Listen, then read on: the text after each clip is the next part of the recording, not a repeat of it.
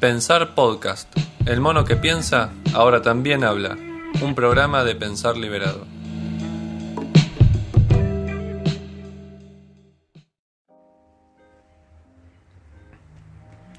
Buenas. ¿Cómo están? Buenas noches. Buenas tardes. Hoy vamos a hablar un poquito de ciencia y subjetividad. Bienvenido. Star Wars. Phil, ¿será? Ese Star Wars. Bienvenido. Juan Sebastián también. Emiliano. Génesis, buenas. José, bienvenido. Bienvenida Lili. Carolina. Diana, Jai. Coágulo 77, bienvenido. Oswaldo también. Wim. Hola, buenas. Saludos desde Venezuela, Oswaldo, muchas gracias por el saludo. Hola Lili. Hola la cabra, ¿cómo va? Hola Luis. También había Juepere. Hola Juepere. Star Wars, soy de Argentina. Estoy actualmente en Colombia. Me quedaré hasta marzo. Después vuelvo y después volveré otra vez para acá. Luis. Hola profesor Cristian, dice, abrazo desde Colombia. Bueno, estoy acá en tu tierra. Estoy acá en tu tierra, Juan. No, Luis Alejandro. Jorge. Bueno, ahí la cabra también saluda de nuevo. Buenas noches. Bueno, como les decía, ahí ya se fueron sumando varios. Fui dando la bienvenida ahí a los primeros. Fueron los privilegiados. Mi idea hoy era hablar un ratito sobre ciencia y subjetividad. La vez pasada estábamos el domingo pasado, también a esta hora, estábamos hablando un poquito sobre ciencia, filosofía antigua también sobre todo, y medio ambiente, y surgían algunas inquietudes en algunos que fueron poniendo comentarios. Sí, Kate, estoy en Paraíso no, en Medellín, o no sé si habrás querido decir en el Paraíso, pero no, estoy acá en Medellín. Bueno, surgía la inquietud de hablar acerca de la ciencia, si hay verdad en la ciencia, la cuestión de la subjetividad, si todo es relativo o no lo es, y en qué sentido. Bueno, ¿qué es subjetividad también, no? Que hay pregunta Star Wars, bien ahí. Yo voy háganme preguntas, así voy también construyendo este encuentro, que no quiero que sea un monólogo, sino que quiero que sea un diálogo, de la manera en que lo permita este live, entre todos ustedes y yo. Y si me hacen preguntas, bueno, voy construyendo algo que incluso ni siquiera puede ser que lo tenga pensado también, ¿no?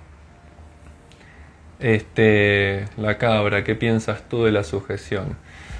Bueno, que tiene que ver con la subjetivación o con lo de sujeto, ¿no? A veces se juega con esta relación de palabras del sujeto como refiriéndose al individuo humano, pero que el sujeto en definitiva está también de alguna manera sujetado por un montón de sogas, ¿no? o de esposas incluso, que son básicamente las esposas o las sogas o las ataduras que son propias de la época en la que uno está viviendo, que responde a horizontes de comprensión, que responde también a intereses de una época, que responde a los poderes incluso de una época, que responde a las narrativas de la comprensión del mundo y de uno mismo que son hegemónicas, que se van viralizando, etcétera, ¿no? Entonces, bueno, hay como muchas formas de ir pensando, y lo vamos a ir haciendo. Esta cuestión de la subjetividad, relacionándolo con la idea del sujeto, y también con la idea de ciencia, porque en definitiva la idea de la ciencia esconde detrás también una presuposición de quién es y qué es el individuo, en este caso el sujeto que conoce, y de qué manera es el objeto conocido, ¿no? Entonces, obvio que hay una relación ahí entre ciencia y subjetividad, ¿no? Bueno, están escribiendo ahí un montón, a ver si puedo rescatar algo, ¿no? Igual después voy a hacer un comienzo un poquito ordenado, ¿no? La ciencia, según entiendo, dice José, no busca la verdad sino el conocimiento, ¿no? Corregime si me equivoco. Bueno, depende de qué época, ¿no? Yo diría que durante toda digamos, el pensamiento, vamos a decirlo así, ¿no? El pensamiento antiguo, el pensamiento clásico, ¿no? El pensamiento medieval, incluso el pensamiento moderno, ¿no? Hasta ya bastante entrado el siglo XX, va a asociar la idea de conocimiento con la idea de verdad o con la noción de verdad. De ahí viene, por ejemplo, que se hable o se haya hablado durante mucho tiempo, y todavía hoy dentro de lo que es el saber popular sigue instalado un poco ese discurso, que es que todo conocimiento científico puede ser verificado, y cuando uno busca verificar, busca cuál es el grado de verdad que corresponde a un determinado enunciado científico, entendiendo por enunciado una afirmación que debe ser contrastada, ¿no? Y en la medida en que lo es, respondería a una verdad también, ¿sí? De hecho, la definición tradicional de conocimiento es la siguiente, tiene tres partes. Es creencia verdadera justificada, ¿sí? Entonces, sí, durante mucho tiempo, y hoy me parece en la cosmovisión, digamos, de la gente en general que no se dedica a hacer ciencia, incluso a veces yo también caigo en eso porque no es que me dedique, no, yo no soy un científico, soy un filósofo, que, bueno, capaz que también me queda grande el título de filósofo, ¿no? Pero bueno, soy alguien que se dedica a la filosofía, que intenta ser filósofo, que al menos tiene esa aspiración, y que naturalmente hoy el filósofo, o aquel que pretende serlo, o constituirse como tal, no puede prescindir de lo que por lo menos hoy se entiende como la ciencia para empezar a construir su propio pensamiento. Por lo tanto, algo tiene que saber de ciencia, digamos, ¿no? Entonces yo también caigo en esa concepción más bien coloquial de conocimiento, digamos, ¿no? Como que es algo verdadero incluso, ¿no? O que puede alcanzarse alguna verdad mediante algún método que hoy se entiende que es el método científico. Pero bueno, lo vamos a poner en cuestión eso también, ¿no? Hoy. Después, alguien comentaba ahí, Sebas, ¿no? Dice, importa, no sé qué, capaz que algo que venías diciendo antes, ¿no? Bueno, a ver, voy a leer eso que pusiste ahí, ¿no? Importa, digo, no es como si la ciencia plantea una verdad como tal, solo nos muestra ciertos datos que comprueban según sus estudios.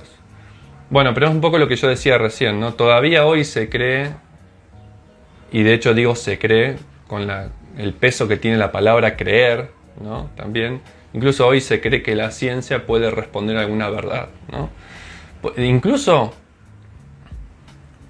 hay un fenómeno social que hoy se va dando al interior incluso de la ciencia. Digo al interior de la ciencia porque algunos científicos lo sostienen, digamos, esto que voy a decir ahora, que es que, digamos, se va constituyendo una suerte de cientificismo. Y dado que termina en ismo, es una adjetivación de la ciencia o de una manera de hacer ciencia que denota digamos, cierta desvalorización. Cuando yo digo tal postura es cientificista, de alguna manera la estoy descalificando. Y hay algunas razones para descalificarla. Una de esas razones es que el cientificista, no el científico, el cientificista pone toda su confianza, pone toda su fe incluso, pone toda su esperanza en que la ciencia lo puede explicar todo, o en todo caso que la ciencia lo podrá explicar todo en algún momento. Eso por un lado. Por otro lado, sostiene que la única fuente de conocimiento válida y por lo tanto verdadera es lo que también coloquialmente se conoce como método científico, que incluso sobre todo tiene su supuesta fundamentación en el dato empírico y en la experimentación, que eso es algo muy moderno y todavía incluso actual o postmoderno, ¿sí? Entonces, se lo pueden separar, de hecho la idea es separar conocimiento de verdad. Y hay elementos en la filosofía de la ciencia, que también se lo llama epistemología, ¿sí? Siendo la epistemología aquella rama de la disciplina que se encarga de estudiar cuáles son las condiciones necesarias para que sea posible un conocimiento riguroso que se precie justamente de ser científico, ¿sí?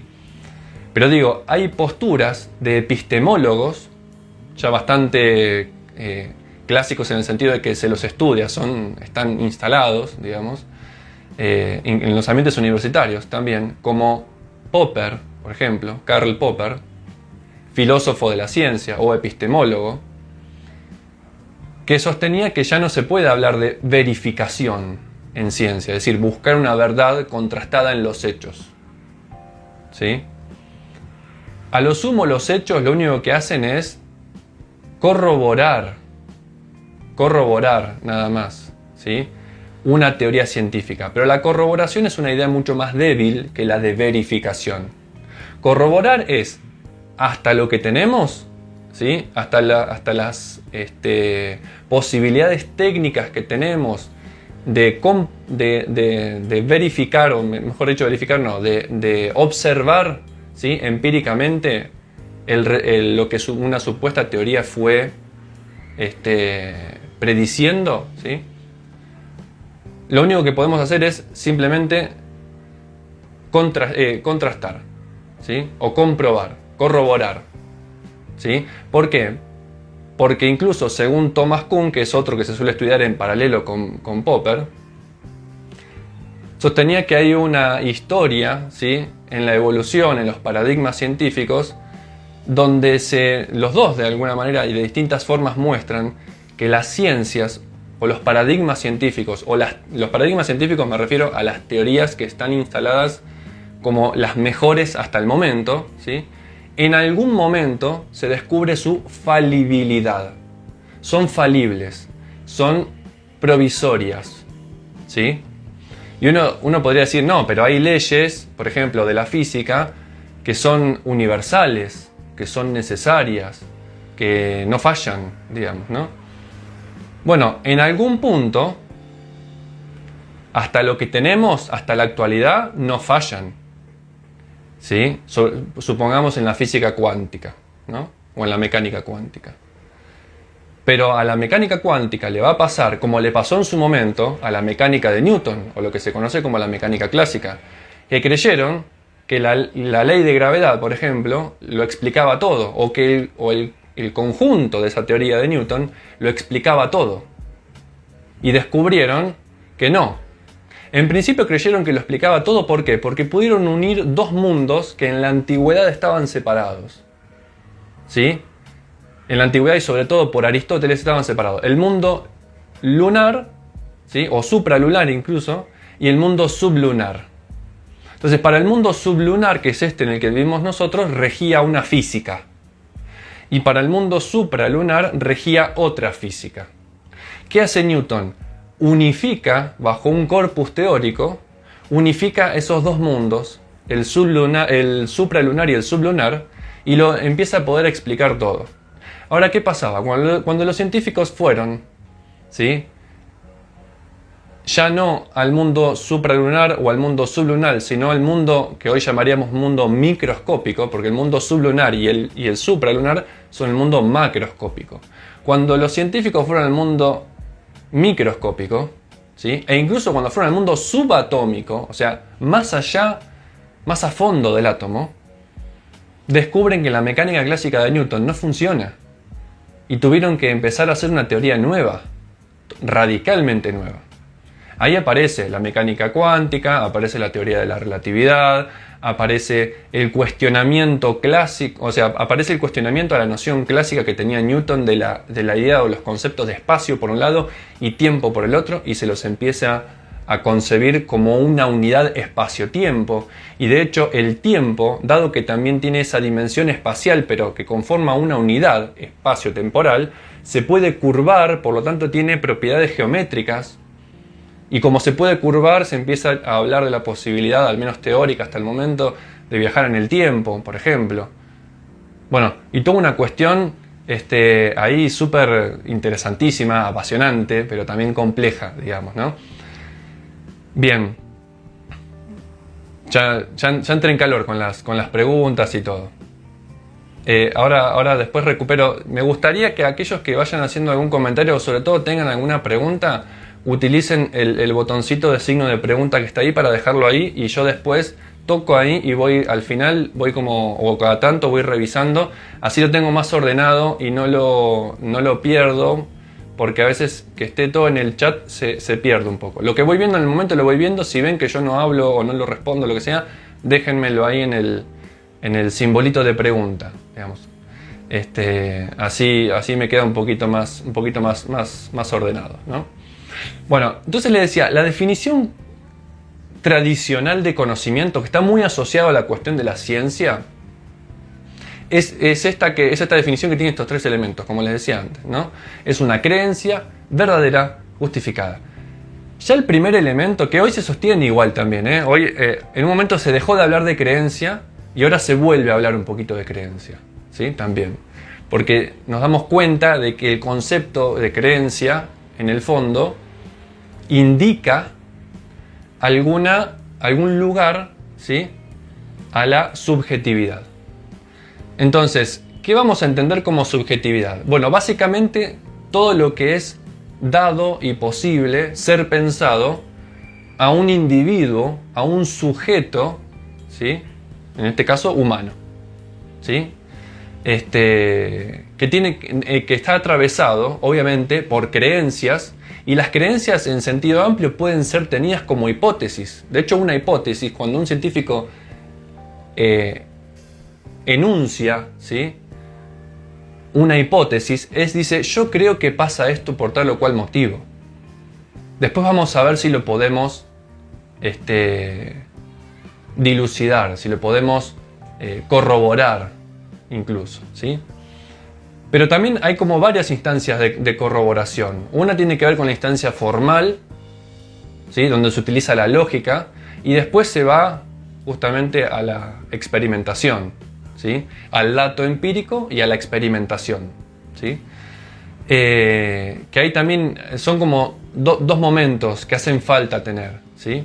Incluso que una teoría, ¿sí?, o una hipótesis o una creencia incluso, ¿sí?, de un científico o de una comunidad científica no esté corroborada empíricamente o experimentalmente, no quiere decir que eso, digamos, pierda peso, pierda validez, ¿sí? Porque ya el hecho de poder, de alguna manera, haber podido demostrarlo, ya es mucho. Demostrarlo tiene que ver con la cuestión formal, es decir, con la cuestión que no depende necesariamente de la experiencia. Y ahí entra la lógica, ¿sí? Entonces, la demostración siempre es formal. Y después, la comprobación siempre es, de alguna manera, experimental, bajo la recopilación de datos empíricos, ¿sí? Pero a veces eso es anecdótico. Una teoría científica puede estar demostrada formalmente desde el punto de vista lógico y ser verdad, aunque no lo sepamos, ser, vamos a decir así, verdadera. Ha pasado, por ejemplo, mucho en astronomía, ¿sí?, donde se ha propuesto, digamos, por determinadas desarrollos que se fueron haciendo desde el punto de vista lógico, formal también, para poder hacer que cierre alguna cuestión teórica, se postularon la existencia de algunos planetas, ¿sí?, que no habían sido vistos por ningún telescopio en ningún momento. Y la comunidad científica, una parte de la comunidad científica ha dicho, bueno, pero estos planetas no existen, son ficticios. Bueno, pero para que cierre nuestro modelo teórico es necesario postular hipotéticamente, ¿sí?, la creencia de que estos planetas tales o cuales existen. Y después se descubrieron, ¿sí? Pero, a ver, no es que vino a ser verdadera la teoría científica después de haber sido comprobada. Nos enteramos de que era verdadera, pero ya lo era antes de la comprobación empírica, ¿sí? Entonces hay una relación compleja también entre la imperiosa necesidad de una comprobación empírica o no. Porque a veces cierra en los papeles y el hecho de que ya cierre le otorga cierta, por lo menos, verosimilitud. Vamos a hablar en sentido blando de verdad. Cuando yo digo verosimilitud, estoy diciendo algún carácter de verdad con minúscula, ¿sí? Pero claro, eso es justamente problemático, porque en base a esos avances en el campo de la ciencia, de las teorías, y que se han comprobado innumerables veces que las teorías que parecían ya sólidas, rígidas, inderribables, se han derribado. Entonces los científicos han adoptado, ¿sí?, y eso es un mérito de ellos, han adoptado una postura un poco más humilde, menos pretenciosa, sobre el poder de su propia disciplina, porque entienden que no lo puede explicar todo, ¿sí?, en principio, ¿sí? Ahora, ¿qué pasa? Incluso dentro de la ciencia, ¿sí?, y dentro de un ambiente de racionalismo, por ejemplo, un tal Leibniz ha llegado a proponer un cuarto principio lógico, siendo la lógica también aquella disciplina que rige el devenir de la ciencia, un cuarto principio lógico que es el que se llama el principio de razón suficiente, que es la presunción, ¿sí?, de que todo hecho, todo fenómeno, por lo menos en principio material, puede ser explicado explicado en razón de sus causas, y puede encontrarse sus causas, ¿sí?, desde un punto de vista racional. Y si no se la encuentran esas causas, en algún momento la vamos a encontrar, o en algún momento algún científico la va a encontrar, ¿sí? Pero eso no deja de ser una creencia, en el fondo, porque nadie puede estar demasiado seguro que la ciencia lo va a poder explicar todo, ¿sí? Ahora, hay dos preguntas, a ver. Dice, ¿los presocráticos eran una especie de físico-teóricos o materialistas? Sí, José. De hecho, se le ha llamado los físicos, o sea, los presocráticos fueron al mismo tiempo, y en muchos sentidos, los iniciadores de la filosofía y de la ciencia, al mismo tiempo. Eso da lugar a pensar de que, a pesar de que hoy separamos ciencia y filosofía, en el comienzo, en el origen, estaban unidas ciencia y filosofía. De hecho, para los presocráticos, e incluso también para Sócrates, para Platón, para Aristóteles, ¿sí?, la filosofía era la forma más alta de ciencia, ¿sí? Y de hecho, era así de tal modo que Aristóteles desarrolla lo que se llamó la filosofía primera, que después se conoce como metafísica, que son los fundamentos, básicamente son los fundamentos, según entiende Aristóteles, son los fundamentos teóricos necesarios para empezar a hacer física, para empezar a hacer explicación, en todo caso empírica, ¿sí? De los antiguos, de los clásicos, yo le diría que Aristóteles es el más empírico de todos. Es más empírico que los presocráticos, que cualquiera, o sea, es más empírico que incluso que Tales o que Pitágoras, es más empírico obviamente que Sócrates, obviamente que Platón, que era muy idealista, muy especulativo, ¿sí? Aristóteles es el que hoy en buena ley llamaríamos como lo que nosotros entendemos normalmente o coloquialmente como científico, porque todo lo llevaba a la contrastación empírica, ¿sí? Pero para hacer esa filosofía hacía falta una metafísica. Eso lo reedita después Descartes con su famoso discurso del método y en paralelo con sus meditaciones metafísicas, Y esos dos textos, Meditaciones metafísicas y el discurso del método científico, son la base teórica, ¿sí?, metafísica, ¿sí?, que va a dar fundamento y que era necesario hacer y establecer para poder hacer ciencia observacional, empírica, experimental después. Sin eso no se podía hacer, tanto para Aristóteles como para Descartes, el padre de la modernidad, ¿sí? Y en eso lo siguen, obviamente, pensadores, científicos y filósofos, incluso como Newton, como Kant, por ejemplo, ¿sí? Entonces sí, claro que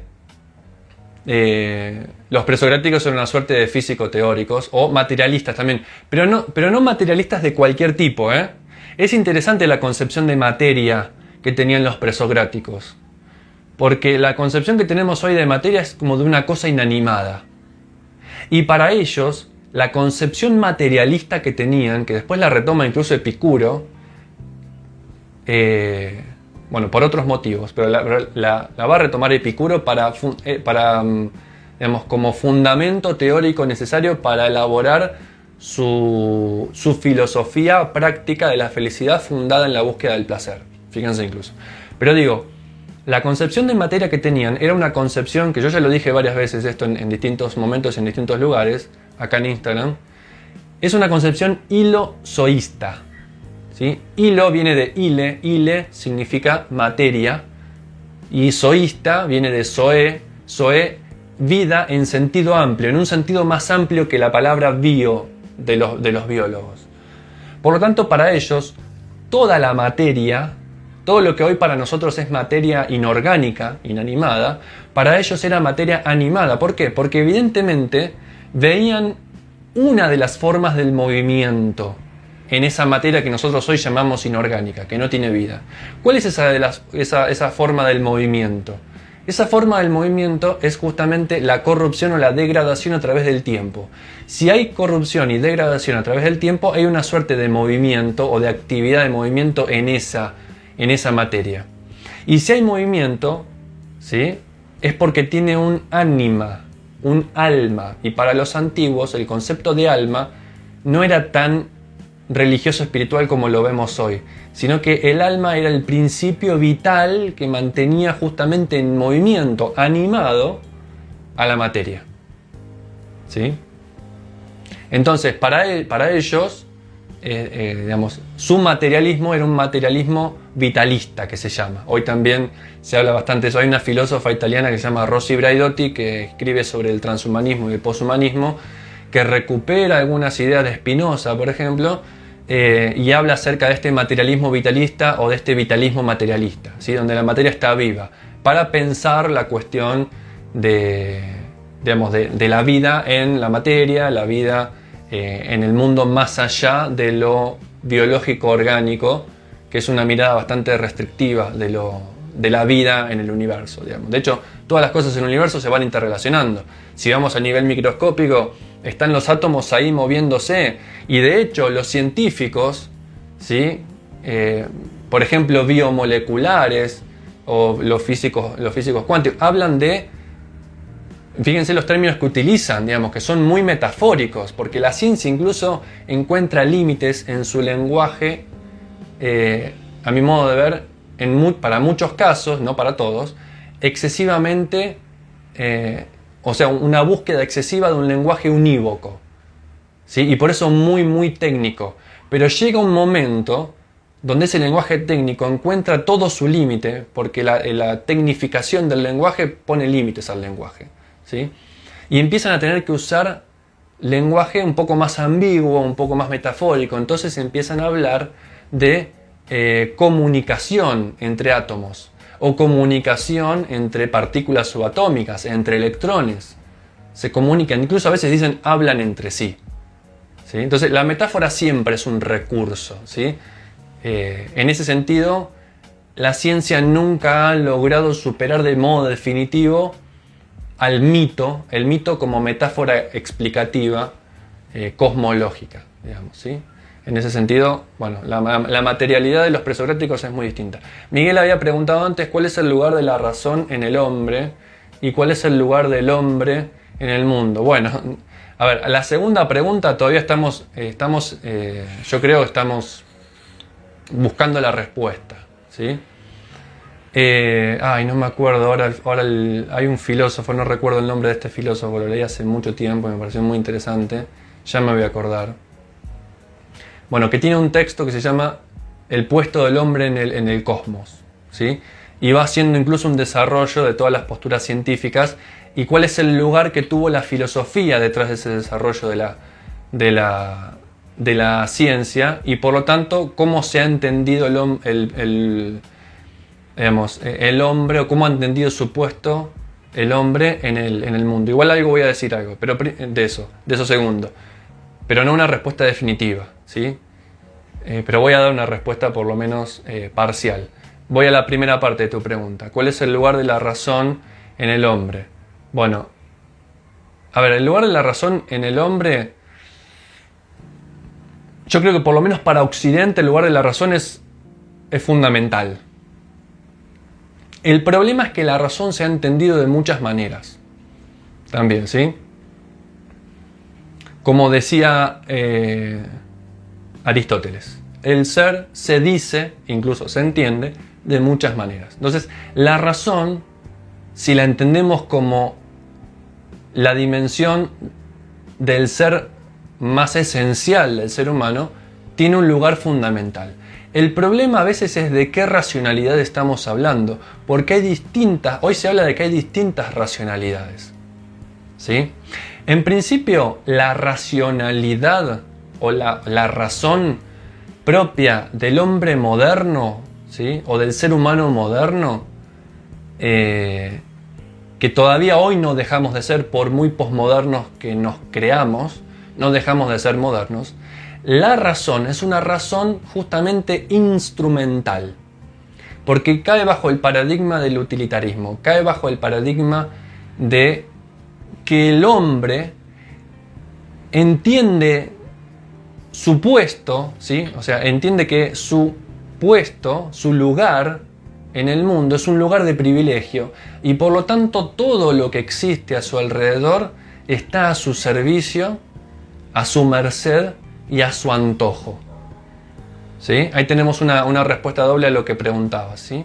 Entonces, la razón tiene un lugar privilegiado en tanto que hoy todavía la razón sigue siendo una razón instrumental y nosotros nos entendemos como en el lugar, en el puesto donde tenemos un lugar jerárquico privilegiado. Y en razón de eso podemos explotar, matar, extinguir, suprimir a muchas otras formas de vida no humanas.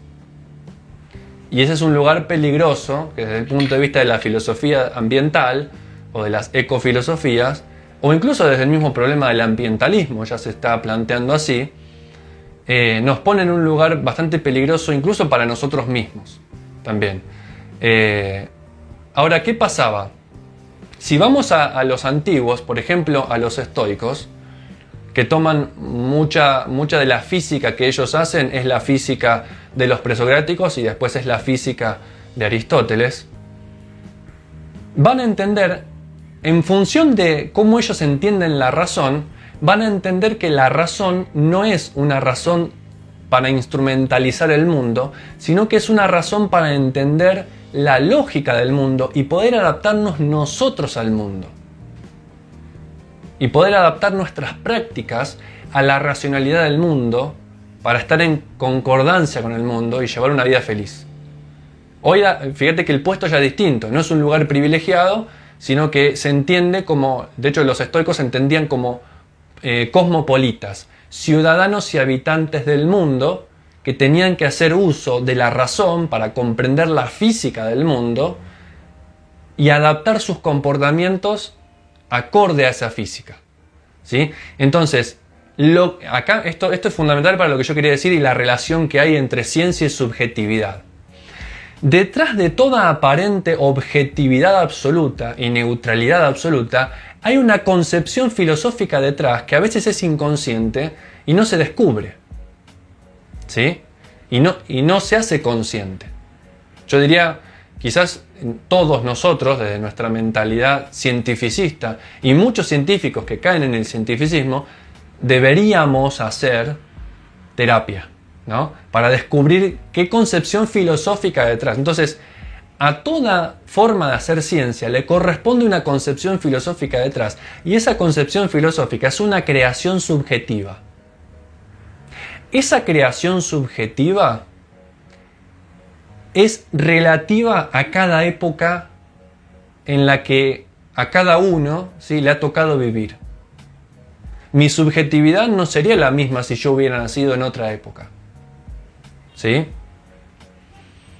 Eso quiere decir que el carácter relativo de la subjetividad humana, que al mismo tiempo condiciona la producción científica y la implementación práctica, que hoy es tecnológica, de la ciencia, digamos, no tiene lugar de rigurosidad. Puede ser, ¿eso quiere decir que no podemos encontrar leyes?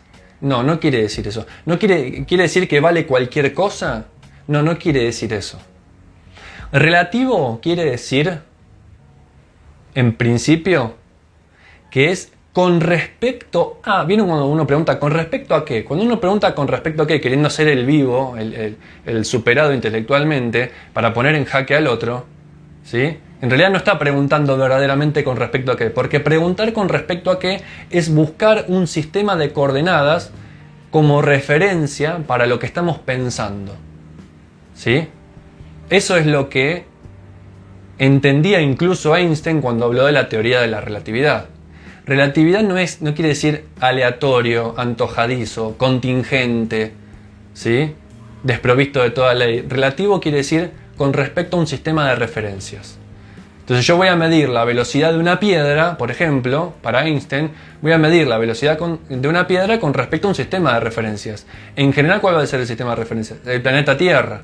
El sistema de referencias del planeta Tierra, de las cosas que supuestamente, ¿sí?, con respecto a la Tierra están quietas. Entonces, con respecto a la quietud de una casa, si yo tomo como referencia la casa, ese va a ser mi sistema de referencias, la piedra va a ir a una velocidad. Eso quiere decir que la piedra de la velocidad es relativa a la toma de referencia que tenemos. Por ejemplo, una casa, ¿sí? Entonces, relativo no quiere decir que vale cualquier cosa. Cuando yo digo, eso es relativo, es que si puedo pensar cualquier cosa. No, no puedes pensar cualquier cosa. Decime cuál es tu sistema de referencias, ¿sí? Entonces, si tenemos un sistema de referencias claro, vamos a hablar con rigurosidad. Esto también me lleva a decir a que la ciencia, en general, con sus sistemas de referencia, es un sistema de referencia teórico para que podamos pensar algunas cosas. Pero eso quiere decir que no hay ningún otro sistema de referencia más. Sí, hay otros sistemas de referencias e increíbles sistemas de referencias, ¿sí?, que hoy los cientificistas, ¿sí?, aquellos que piensan que la ciencia puede responderlo todo, y ya aclaro que para mí no, digamos, esos otros sistemas de referencias que desprecian los cientificistas son, por ejemplo, la religión, el arte y la filosofía. Son otros sistemas de referencia, ¿sí? Entonces, la ciencia va a tener valor y va a tener incluso pertinencia, es decir, que corresponde que lo usemos, en relación a una determinada área del saber. O sea, si hablamos de cómo, por ejemplo, cómo poner un satélite en el espacio, si hablamos de qué elementos de la naturaleza usar para curar una enfermedad, medicina, si hablamos de, lo necesario para construir un puente, un avión, construir un celular, sí, genial, la ciencia es el área o el campo del saber humano más útil, más pertinente, más adecuado para los fines que queremos alcanzar. Ahora, por ejemplo, si yo quiero buscar la felicidad, bueno, la ciencia quizás tenga algo para decir, pero eso que tiene que decir es muy restringido. Es decir, habrá elementos que nos pueden ayudar a conocer, por ejemplo, cómo funciona nuestro cerebro para poder educarlo de una mejor manera, para que nos ayude a alcanzar. Pero La búsqueda por la felicidad, y lo digo en otros lados también, es una búsqueda del sentido. Entonces, la ciencia a veces explica lo que es un fenómeno en principio físico, pero de lo que es un fenómeno físico, de la posibilidad de descripción que tengo yo de un área de la realidad que es la observable, ¿sí? No se puede deducir tan fácilmente qué es lo que debería ser, por ejemplo, una vida humana feliz. Sin duda que la ciencia va a ser un insumo necesario, pero no suficiente, para la consecución de un estado feliz en la vida de cada uno, ¿sí? Cumpliría un rol de instrumento, en todo caso. Pero hay otros campos del saber, hay otros sistemas de referencia también muy válidos porque se encargan de otras cosas que son justamente, ¿no?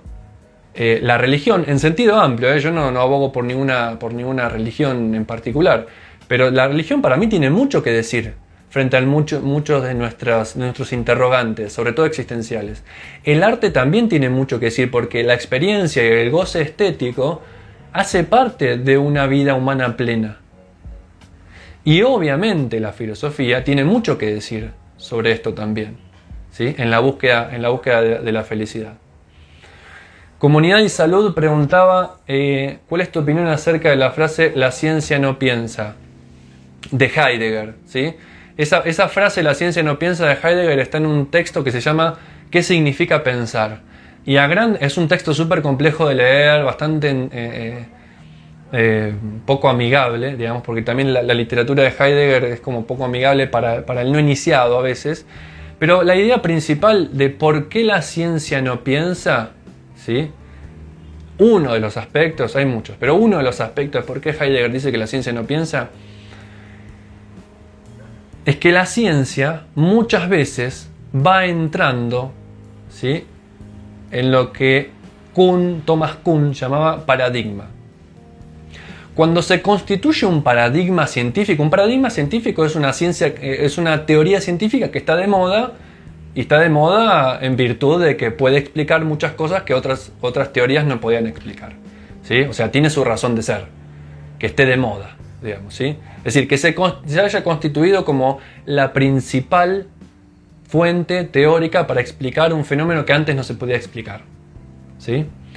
Ahora, cuando se logra constituir una teoría científica en paradigmática, lo único que termina pasando es que se elabora un protocolo, ¿sí?, de confirmación hacia el infinito de ese modelo teórico. Entonces el científico que está ahí en el laboratorio solamente reproduce un protocolo metodológico, sistemático, de verificación de un corpus teórico que ya está creado, que ya está consolidado. Entonces no hay un proceso de creación, hay un proceso de confirmación. Y es una suerte de trabajo mecánico muchas veces, no siempre.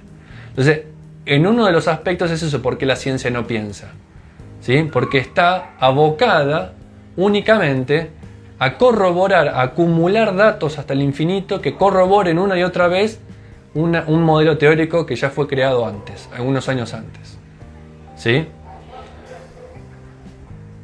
Ahora, hay otra cuestión. Heidegger dice: cuando alguien empieza a preguntarse por la ciencia y cómo es posible que la ciencia se desarrolle y se dé, ahí ya no está haciendo ciencia, está haciendo filosofía.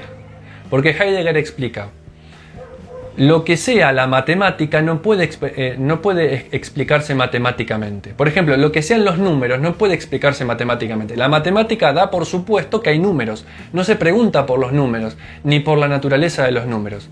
De eso se preguntaron los pitagóricos. Y si hay algún científico que se pregunte por la naturaleza y el fundamento ontológico, digamos, metafísico de los números, si los números existen en verdad o si los números se inventan, ahí ya no está siendo un matemático y no está haciendo matemática, porque el matemático trabaja con los números, dando por supuesto los números.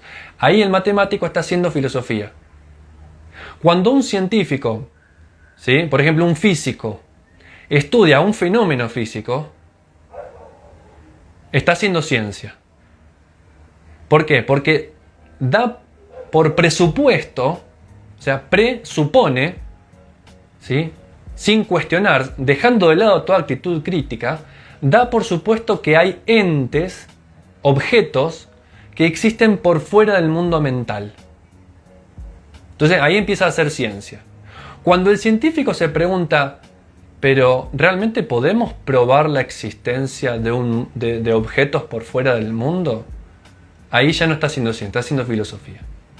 Cuando un científico pone en cuestión aquello que necesitaba no poner en cuestión para llevar adelante su tarea científica en el área de la ciencia que sea, ya no está haciendo ciencia de esa propia área, sino que está haciendo filosofía.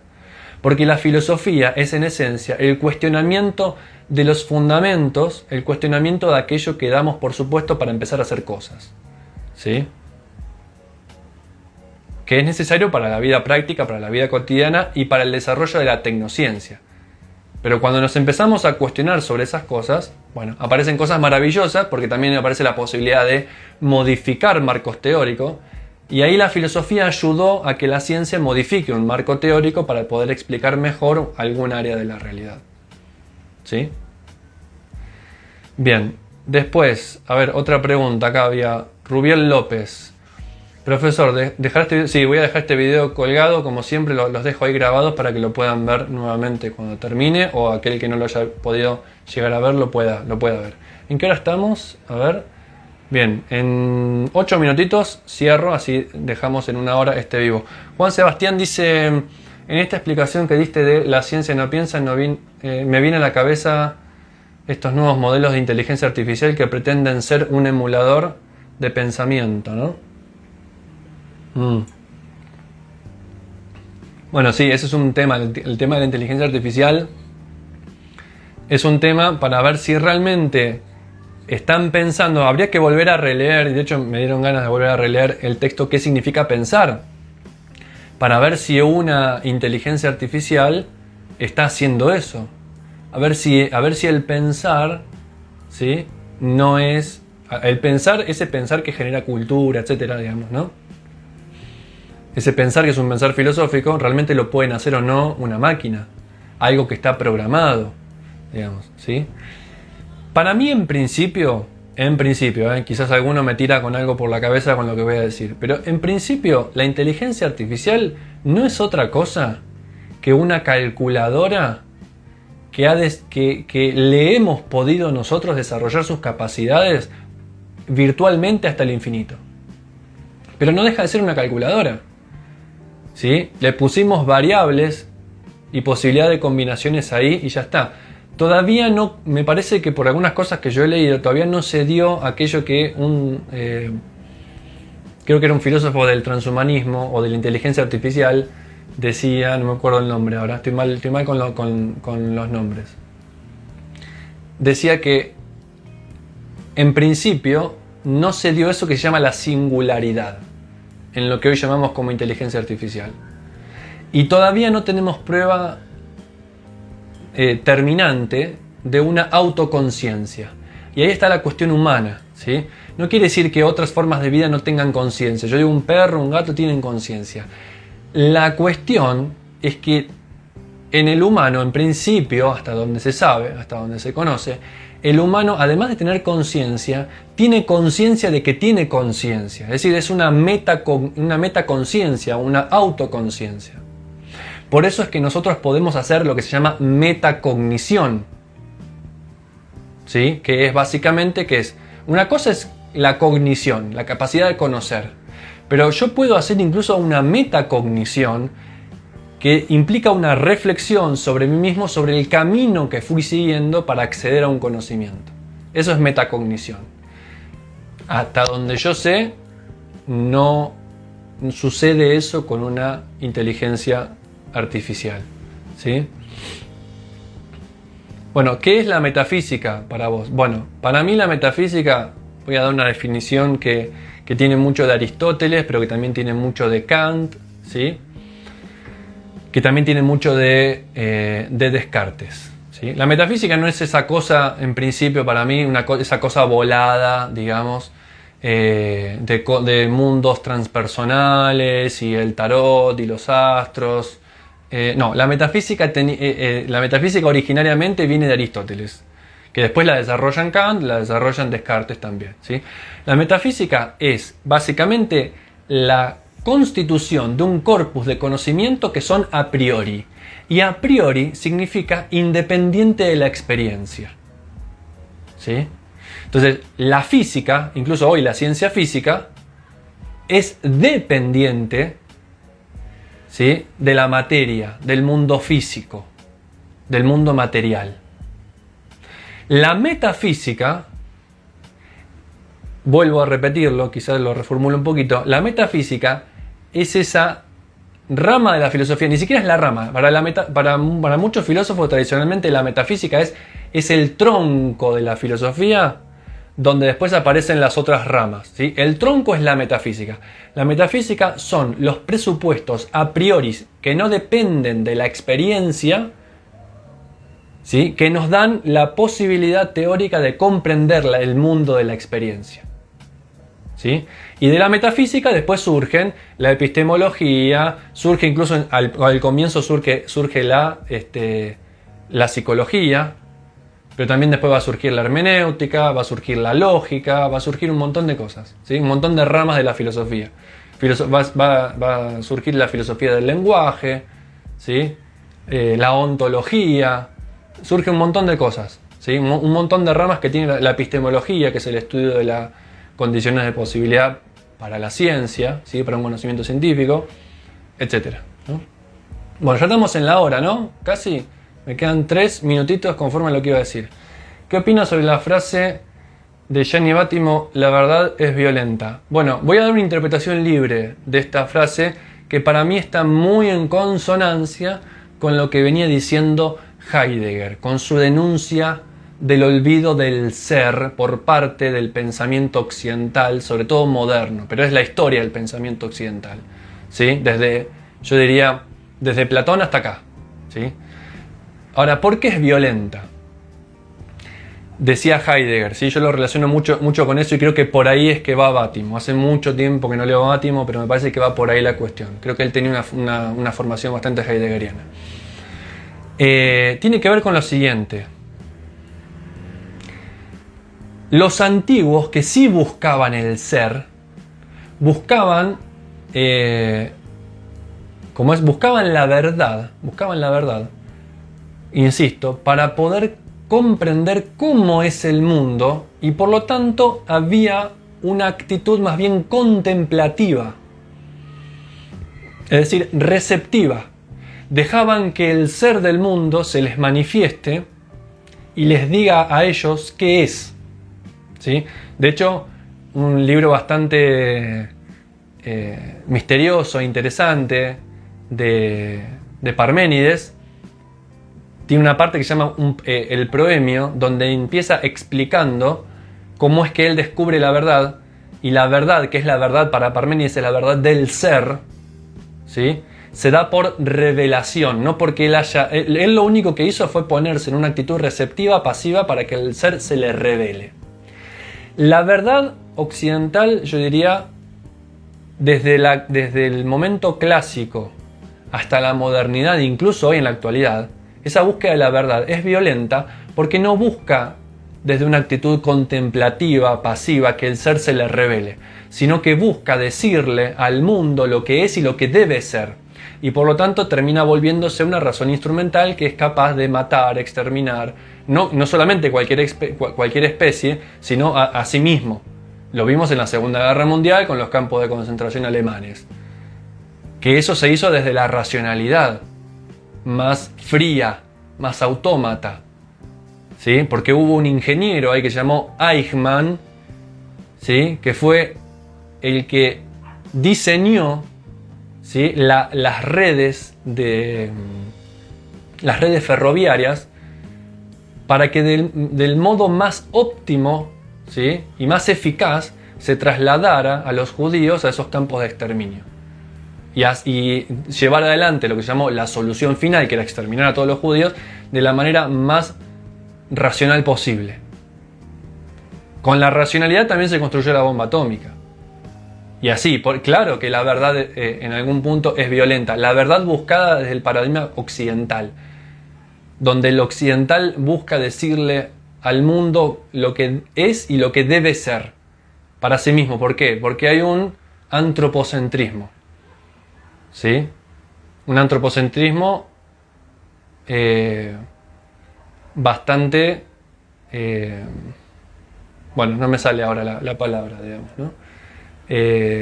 Protagórico, eso es lo que quería decir. Un antropocentrismo bastante protagórico, donde Protágoras, un sofista, decía o llegaba a sostener, ¿sí?, que, digamos, la verdad, o que el hombre, mejor dicho, es la medida de todas las cosas. O sea, la verdad la establece el hombre porque el hombre es la medida de todas las cosas, ¿sí?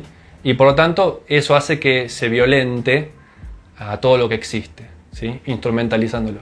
Bueno, quería decir un montón de cosas más, pero no vamos a llegar. Podemos hacer otro vivo si les interesa, si quieren, sobre esto, pero bueno, ya estamos ahí en la hora. Así que, bueno, disculpen a aquellos que no pude responder o comentar o leer sus comentarios, pero bueno, no me quiero extender mucho más y bueno, después lo dejamos grabado y en todo caso hacemos otro vivo, así que yo también ya me tengo que ir. Muchísimas gracias a todos por haber estado. Espero poder seguir con estos vivos de cada domingo, más o menos hasta ahora. Si les gusta, me lo hacen saber. Por favor, que eso siempre es un cariño al alma y hace que uno tenga más ganas de hacer este tipo de cosas.